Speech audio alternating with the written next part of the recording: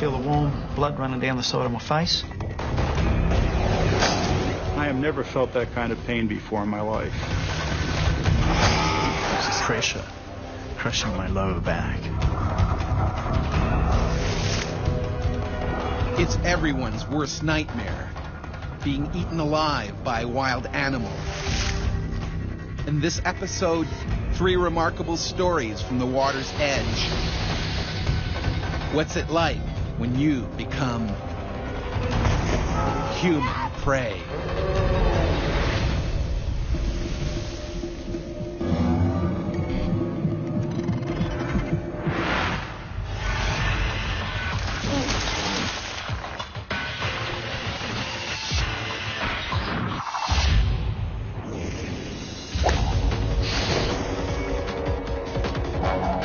Monreal was nearly killed when an angry gator savagely attacked him in the water hazard on a Florida golf course. I was slammed from the back. My shoulder wasn't attached anymore.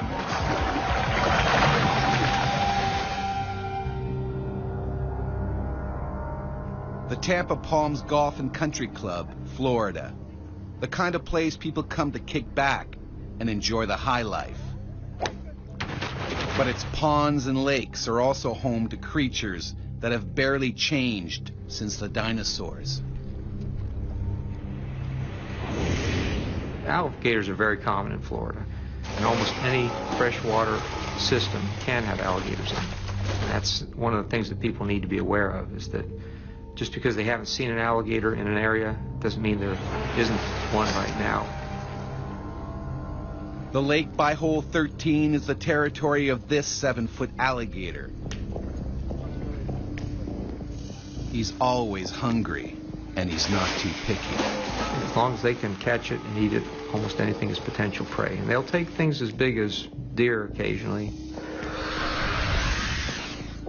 Golfers on this course are always in striking distance of gators, but no one has been attacked yet.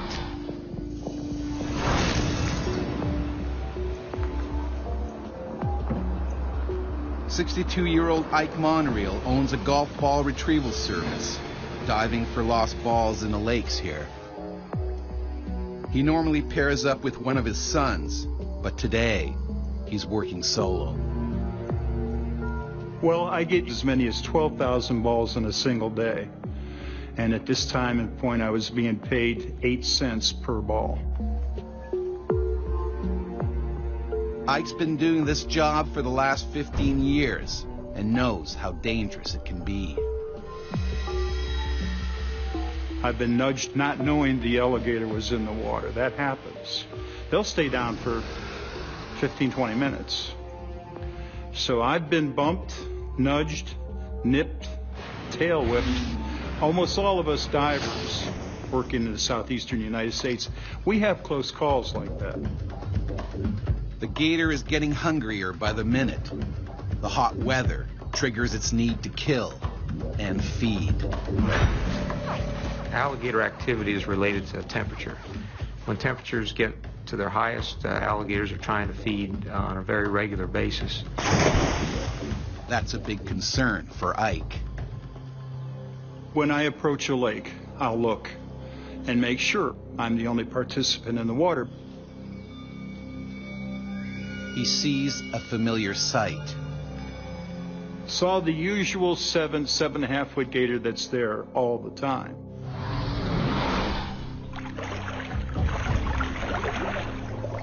Ike keeps a close eye on the reptile. Females occasionally do attack humans, but it's not as common as males. Males get a lot bigger than females. The coast seems clear, but Ike has yet to notice that another gator is also in the pond. And this one is a gigantic 400-pound male. Generally speaking, the larger the alligator, the greater potential problem with an attack on a human.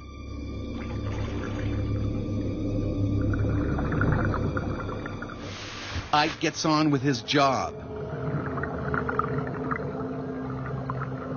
The limited visibility means he can't see the 10-foot gator coming straight at him. A gator determined to protect his new territory.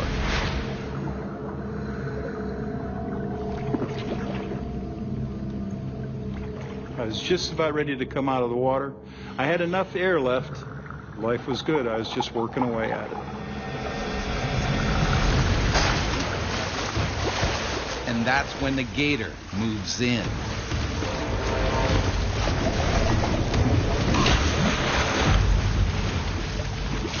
All of a sudden something clicked at the alligator and it says, I'm going to go ahead and give this a try. Searing pain shoots through Ike. The horrific force, the slamming effect, the excruciating pain, and I knew it was going to be life or death. Like a sledgehammer, the gator's jaws slammed down on his shoulder with 2,000 pounds of pressure. Teeth are very sharp and they can lacerate and tear, but they don't actually sever like a shark's teeth will do. So an alligator's teeth are mainly meant for holding on. The pain, in all honesty, on a scale of 1 to 10 was an 11. I have never felt that kind of pain before in my life. If the prey item's too big to swallow whole, they'll try and spin off pieces. Ike sees his left shoulder disappear into the gator's jaws. One quick spin, and his arm could be ripped right off. I couldn't bring my arm back to me, so I thought I had already lost my arm. Ike stares right into the eye of a monster. That big, lifeless, dead eye, that look, that eye was right here. I tried getting up and going for the bank. Incredibly, he crawls towards shore with the alligator still latched onto his shoulder. Seeing two golfers nearby, he desperately tries to get their attention. They can barely believe what they're seeing.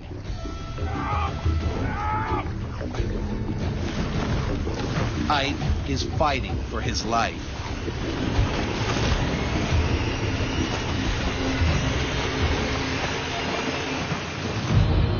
I said to myself, you have got to keep your head together here. Over here! Ike can't last much longer, and he knows it. As well as being ripped apart, he could easily drown.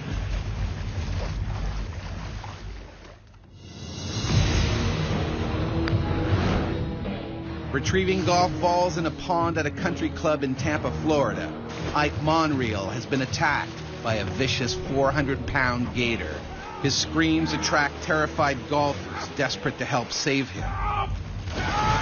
The shore is only a few more feet away. Rescue is within grasp. And then Ike's gone. He had such size and girth, he just dragged me right back down again. An alligator will try and get the victim off balance, trying to drag them out to deeper water. And once it's drowned, then they will dine on it at their leisure.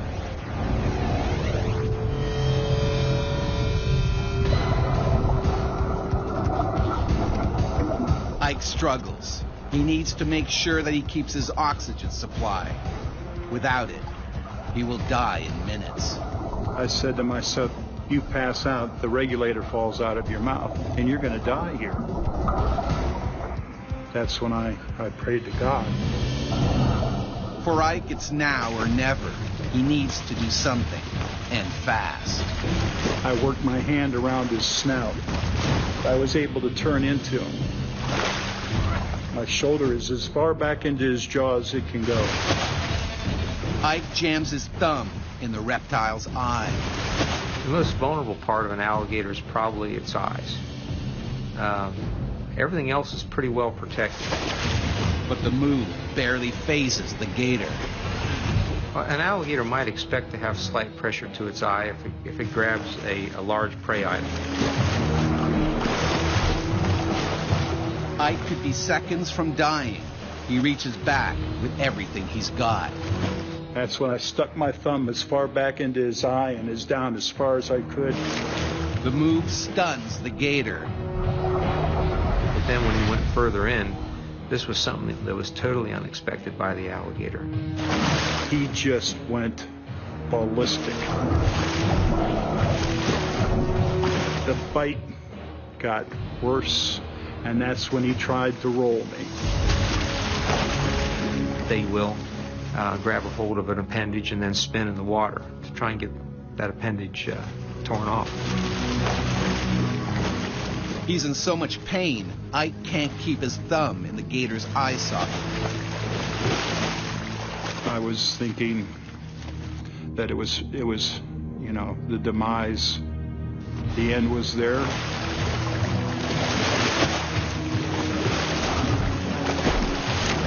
I saw my wife and my 3 teenage sons looking down at me. And I said, that's not going to work. I said, I'm not going to die out here. I am not going to give up. Whatever it takes, I'm coming out of the water. Luckily, the fight takes them into the shallows. At last, Ike can get a foothold. Now he can stop the gator from rolling him. I was not going to let him kill me. I was not going to let him drown me. And then Ike goes in for another attack. I certainly wasn't going to let him sit there and twist off whatever he had in his mouth.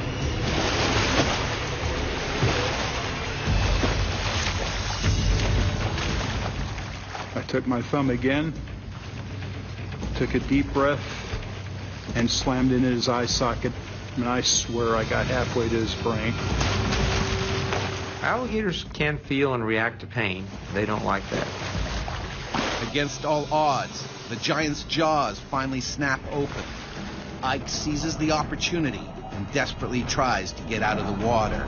They learn very fast and probably realized this was not the type of thing that it wanted to pursue. Ike scrambles onto the bank before the gator changes his mind and comes back. I looked up at the gentleman that was standing on the green. I said, just make sure he doesn't come out of the water after me.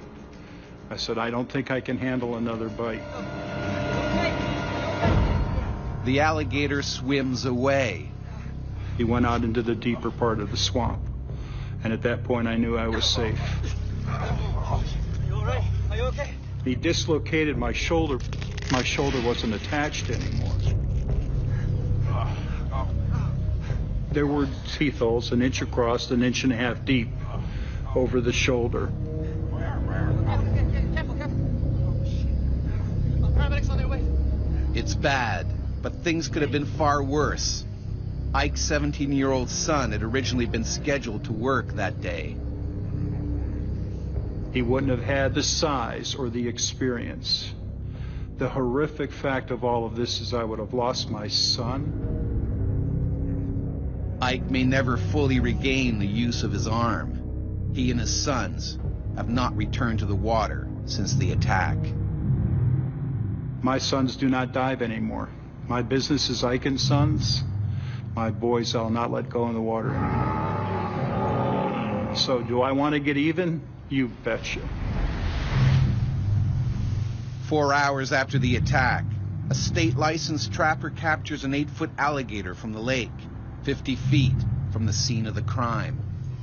If we didn't do that, there is no doubt there would be a lot more attacks because alligators become habituated, and if they have a successful attack, they'll come back for another one.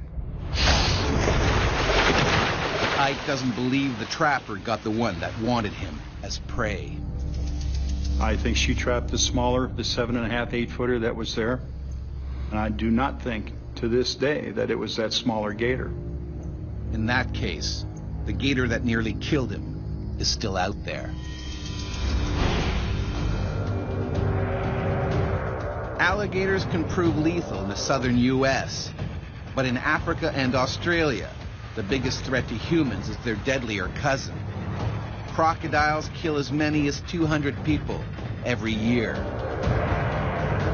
The largest and most aggressive is a saltwater crocodile, a powerful reptile that can outlive humans and grow to more than 20 feet in length. Despite the name, their natural habitat is actually freshwater rivers and swamps.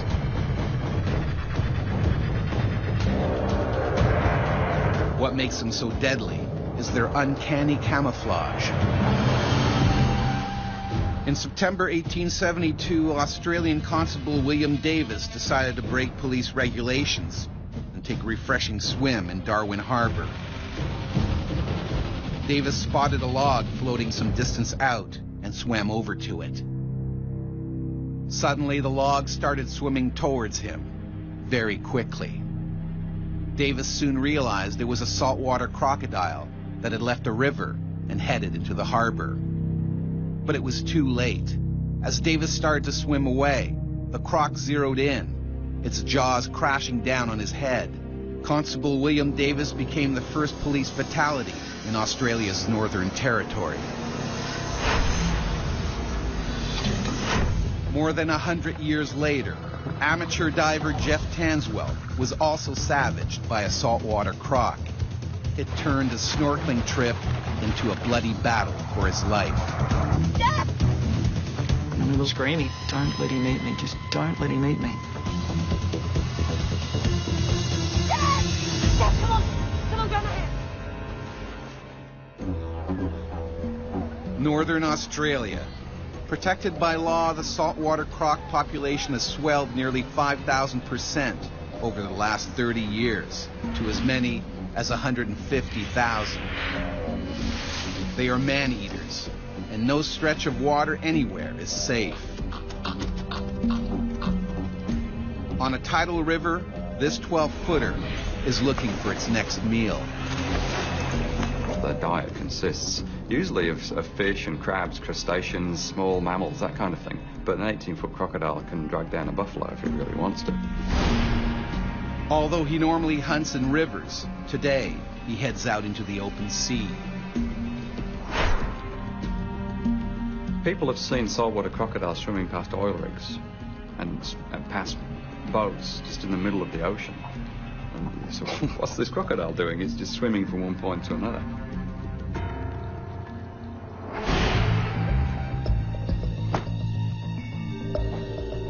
On Thursday Island, at the northern tip of Queensland, 37-year-old police sergeant Jeff Tanswell and his wife Jane, also a trained police officer, are hitting the water for a day of fun in the sun.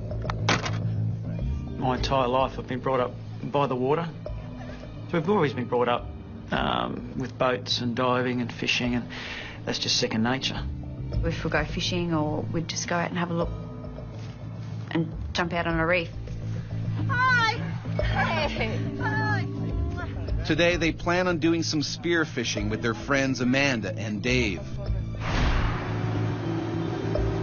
They head towards the remote Adolphus Islands, an hour away. We hadn't been there before, so this was going to be another opportunity for us to explore. The ocean around here is dangerous. We're a bit, I guess, aware of the possibility of sharks being in the water.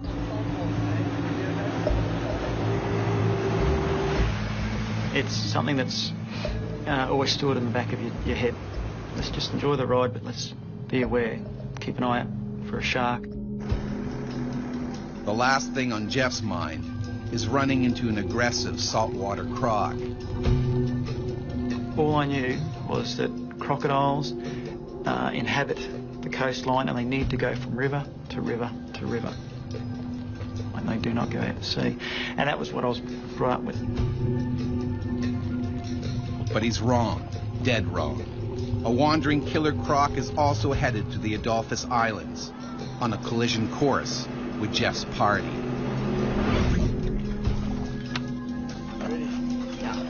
They pull into a coral reef and scout for any signs of predators.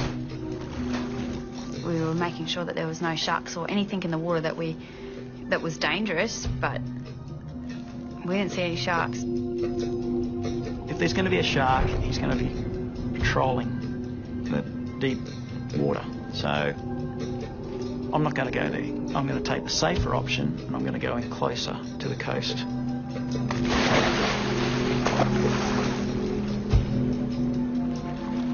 Amanda and Dave are the first ones in. Because they're entering unfamiliar waters, Jeff asks his wife to stay on board.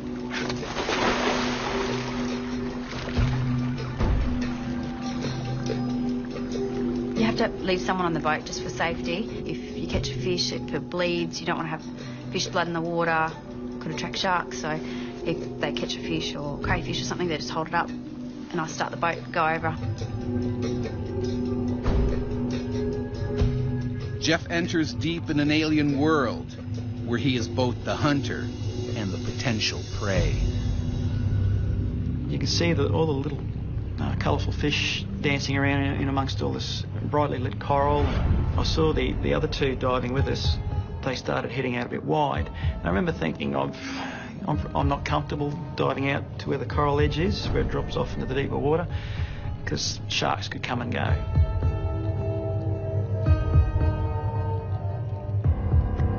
But sharks are not the problem. The hungry 12-foot saltwater croc is closing in. I remember a little voice in the back of my head going, there could be other big things out here. The giant croc quietly stalks Jeff and his friends. It's breeding season, and like all crocs, he's more aggressive than usual. Jeff heads up for air.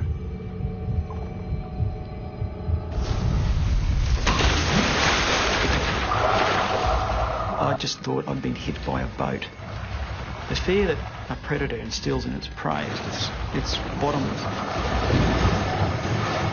No matter how fast you move, if a crocodile's head is half a metre from you and it strikes, you cannot possibly get away.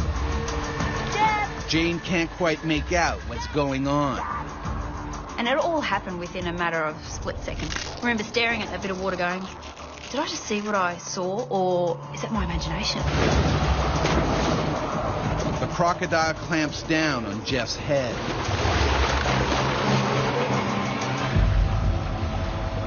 And I've become aware of this pressure on my head, this crushing pressure on my head. The crocodiles have got the strongest jaw muscles of any animal that we know for their size.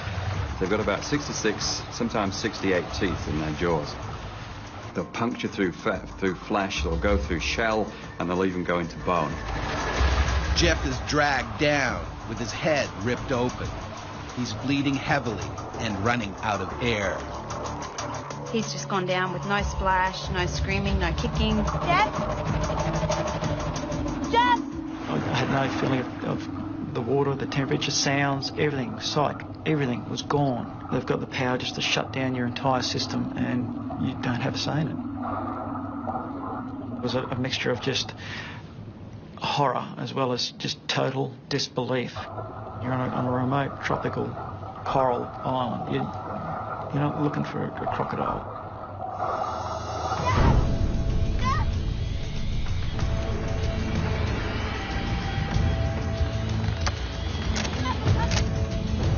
Jane starts the boat to stop it drifting. She has absolutely no idea that her husband below is being drowned by a giant croc. I could feel by my neck muscles that he's pulling me down to the sea floor by my head. That is one of the things that a crocodile will do if it wants to overpower its prey. Most animals can't hold their breath for anything like as long as a crocodile can. Jeff knows he can't stay under for more than a couple of minutes. Trying to stop what's going on, but I can't. He's just too big, too strong. I remember kicking madly with my fins. You're just in overload. I don't know if it's adrenaline or what. It's all your senses trying to work overtime to save you.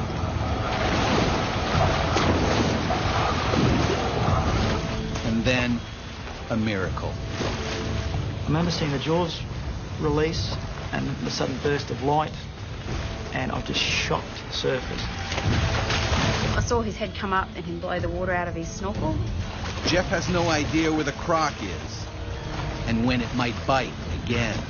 Well, what was going through my head was that his big block head coming back up and grabbing my legs. And then just behind his head, I thought I saw something moving. The killer croc surfaces inches away, closing in on his prey. I could feel the warm blood running down the side of my face. He's got the teeth, he's got the scales, he's got the claws, he's got everything. You have nothing.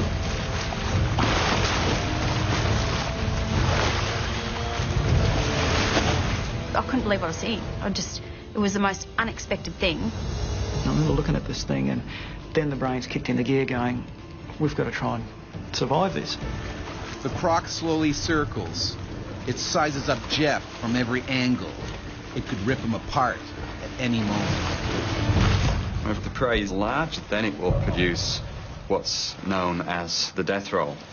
And then it spins its entire body. If a crocodile grabs me on the arm and starts to spin, the weak point here is at the elbow or at the shoulder, and that's where it will dislocate.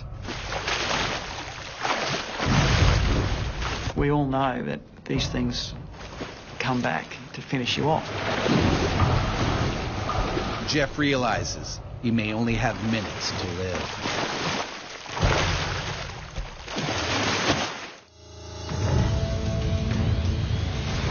Police Sergeant Jeff Tanswell has been brutally attacked by a saltwater crocodile in Queensland, Australia.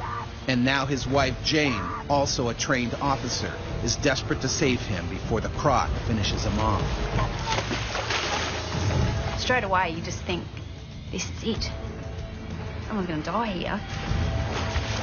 I just had to try and get him out of the water. Jeff's frantic movements are only making matters worse. He needs to get back to the boat before the reptile returns for more. If you splash and splash and splash, the croc can feel that, it can hear it, and it's more likely to attract it back to the place. I stuck my head in the water a couple of times, just trying to see where the hell he went.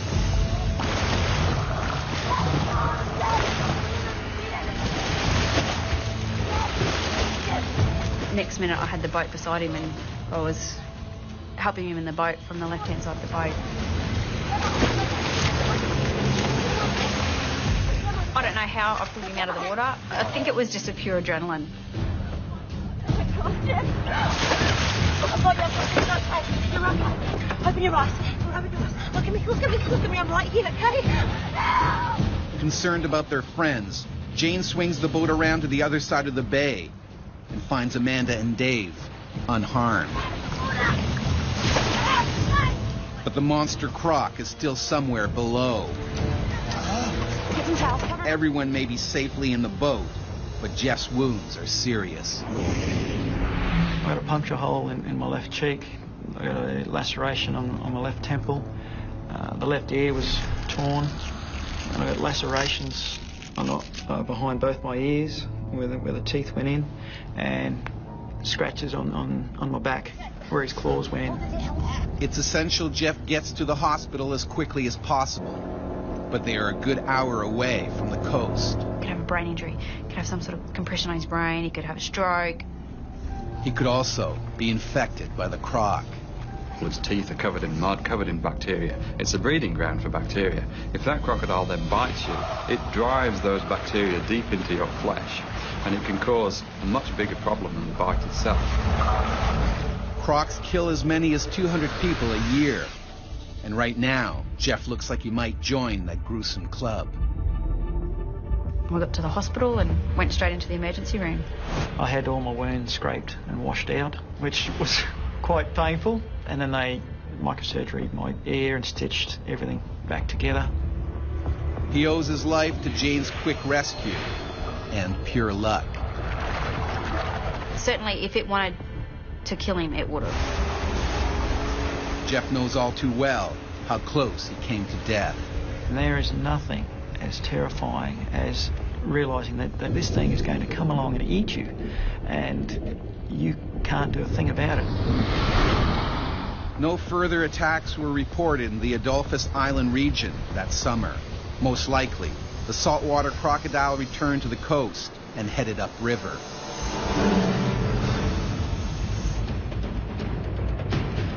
The worst saltwater croc attack is said to have happened in World War II during the Battle of Ramree Island in Burma.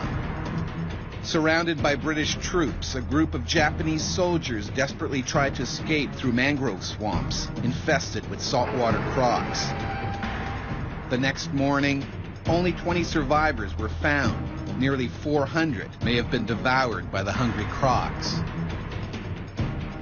The Guinness Book of World Records ranks the attack as the worst animal disaster in history. But crocodiles are by no means the most dangerous animal in the water.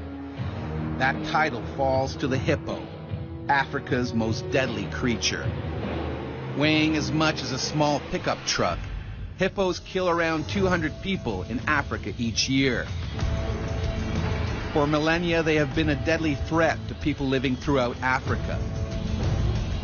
The mighty Egyptians had the most to fear. Hippos used to live all along the Nile, the lifeblood of their civilization. They were a danger to boats and to people working on the river's edge.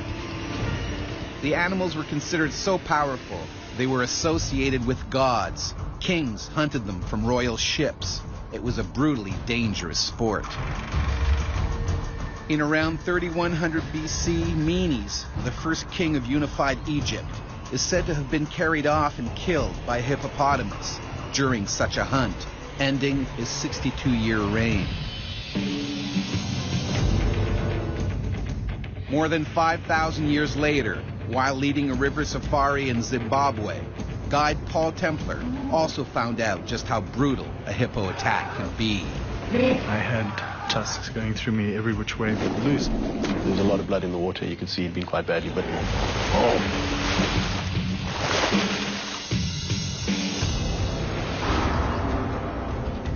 The Zambezi, one of the largest rivers in Africa, and home to this huge male hippo. The lone bull is particularly aggressive. It probably recently lost a fight with another male and was thrown out of its pod or herd.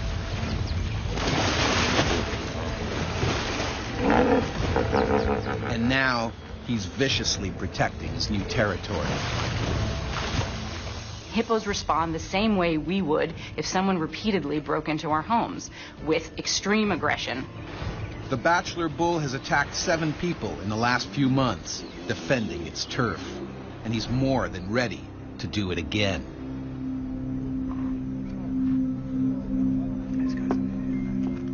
Zimbabwe River guide Paul Templar is enjoying a quiet afternoon off when he's unexpectedly asked for a special favor. Hey, good. That's how you doing. That's cool. Okay. Hey guys, I got plans. We're going to Sunset Cruise. I was sitting in the pub when the folks came in and said, hey, we need a guide. So now I had a tough choice to make. Do I spend the rest of my day sitting in the pub, or do I go and lead the canoe safari? No, today. Okay, let's go. I went and led the canoe safari. It's a decision he would soon regret. Good afternoon, guys. My name's Paul. We are the crew responsible for taking you down this Zambezi River this afternoon. It's going to be a fantastic Paul is joined by 3 other guides, Ben, Evans, and his close friend, Mike McNamara. It's a trip they've done lots of times before. The trip itself is what we call a wine route. It's one of the trips where the guests don't actually paddle themselves. And the idea is that they just relax and watch the sun go down. It's a sunset trip. It lasts about an hour and a half.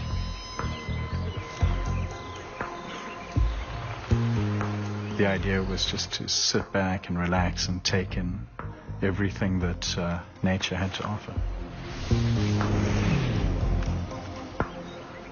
Paul is on the lookout for the rogue hippo that has attacked 7 others over the last few months.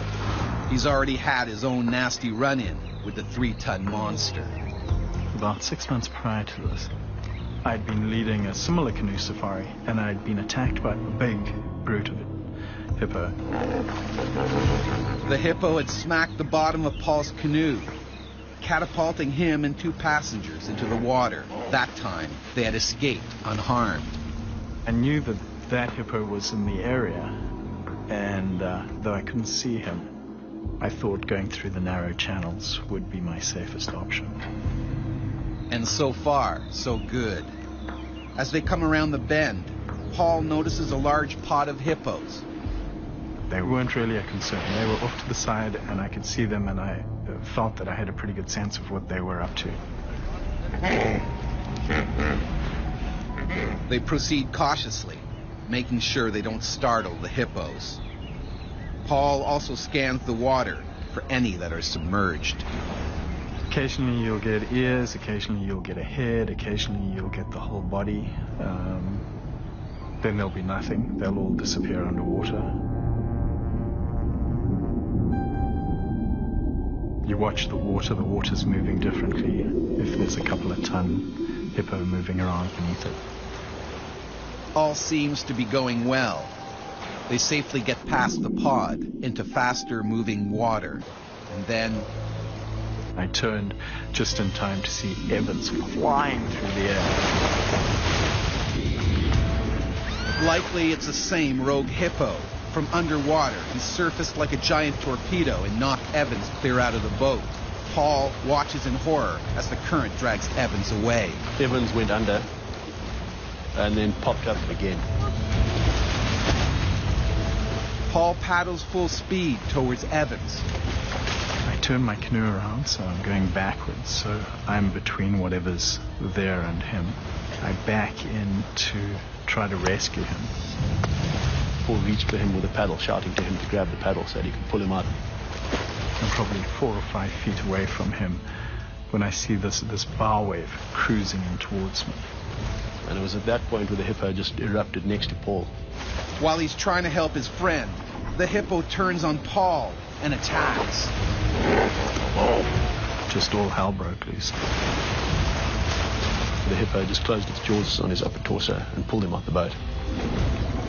The hippo tries to swallow Paul whole. They attack the boats not because they recognize I will get to the people in here, but because they recognize it as a foreign object that needs to be removed.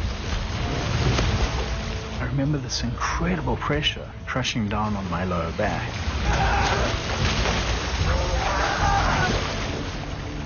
Hippos are not interested in eating the people that get attacked. It's an aggressive reflex of, if I encounter something with my jaw, I will crush it.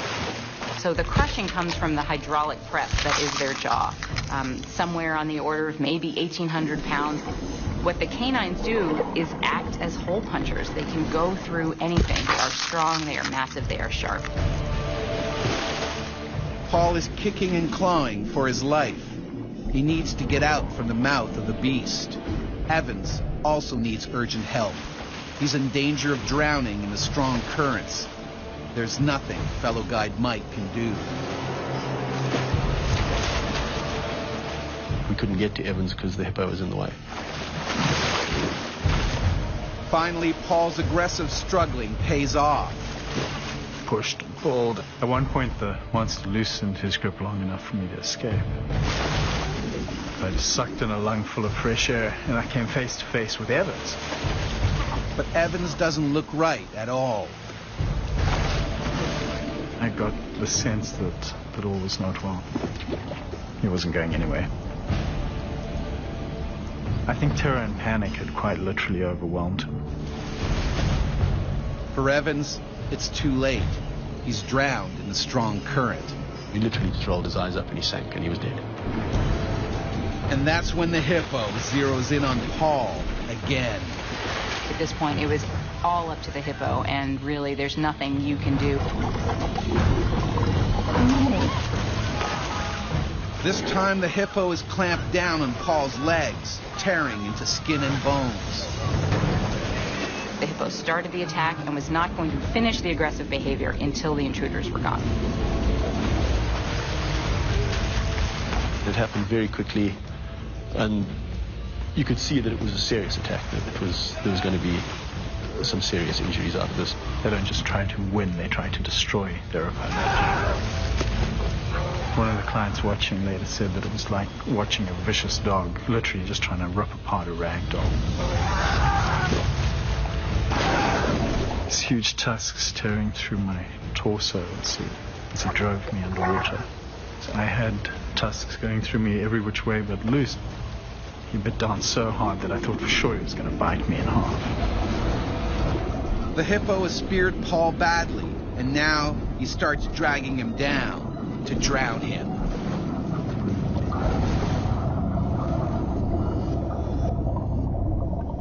I remember lying on the bottom of the river and looking up. I remember I could see the different hues of green and yellow and the sunlight shining on the water surface. And I thought to myself, I wonder who can hold their breath the longest. Paul is close to death. Most humans can't go without breathing for much more than a minute, while the hippo can stay under 5 times longer. Fighting for territory is just second nature to hippos, and fighting to the death is second nature. They don't hold back at all. I watched my blood mingle with the water, and I just wondered which would happen first, if I'd bleed to death or if I'd drown.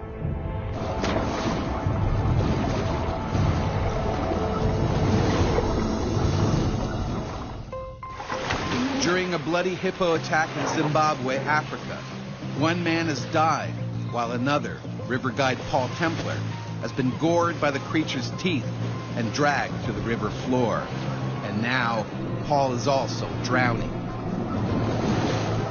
All anyone can do is look on helplessly. The amount of blood that was in the water showed that Paul had been bitten very badly. There's no sign anywhere of Paul. There's no way he could have survived the second attack. I didn't think I'd see him again. And then Paul popped up. But then the hippo spat me out again, giving me another chance to escape. Barely alive, Paul is bleeding badly. Mike guns forward on his kayak to save him. He knows there's not a second to lose. I was just shouting to him to grab the front of the kayak.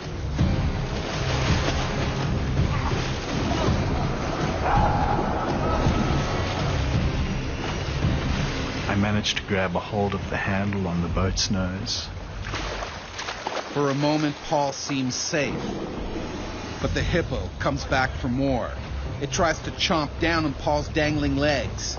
Any second, they'll be dragged down again. He was hitting and thrashing, and it was not good. I knew I didn't have much left in me. He can barely hold on. One arm is shredded. Both shoulders are punctured with bites. But astoundingly, the hippo backs off. They're very unlikely to actually come into shallower water to follow an attack. It's not what they do. To get to the shallows, Mike has to fight the current. Paul is losing his grip. I was bleeding profusely. I was getting weaker. Paul hangs on. Mike paddles wildly. It's a race against time. I paddled to a point where there was a tuft of grass on a small rock sticking out of the river. The longer it lasted, the more it sapped my energy. Finally, they reach the shallows. I don't know how we do it, but Mac dragged me out of there. The hippo then stopped the attack, moved back, and popped up, but not actually following us into the shallower water. Out of his element, the hippo gives up the chase. Oh, I got you, buddy. Just hang in there. Paul is barely alive. Oh, hang on, look at me. Look at me, buddy. Just keep breathing. We got you. He needs medical attention desperately. To make matters worse, the first aid kit and a radio have both washed away. His arm, from what we could see without ripping the sleeve off, had been bitten through the bone 2 or 3 times. It was shattered. And a bite mark through the shoulder that you could virtually see daylight through. He was bitten through the foot. Hey, look at me. Look at me, Paul. Look at me. Stay with me. Something that's working. Mike and fellow guide Ben try to stop Paul from bleeding to death. And started literally putting pressure on arteries to try and just stem the bleeding that was still coming. I can feel my lungs full of blood, man. Thinking fast, Mike uses the only thing available, cling wrap from the safari meals. They seal all visible puncture wounds on Paul's chest.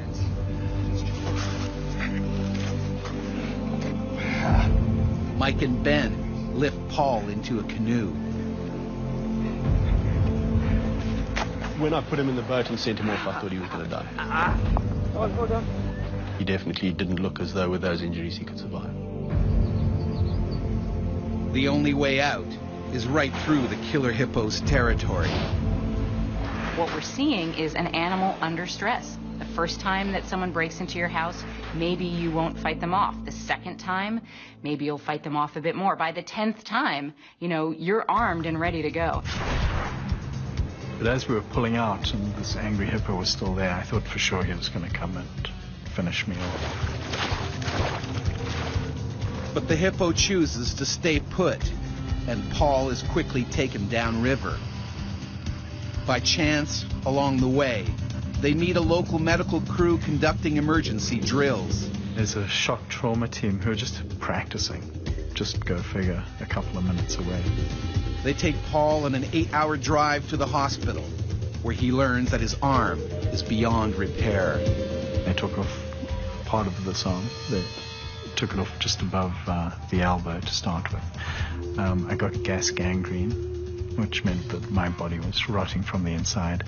So they ended up having to chop more of me off.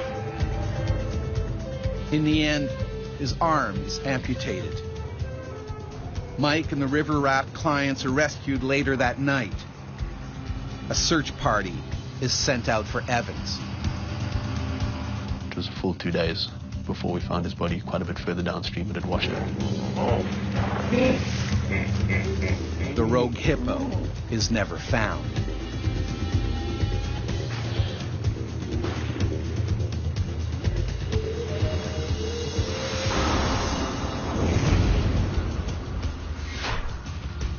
Animal attacks are rare.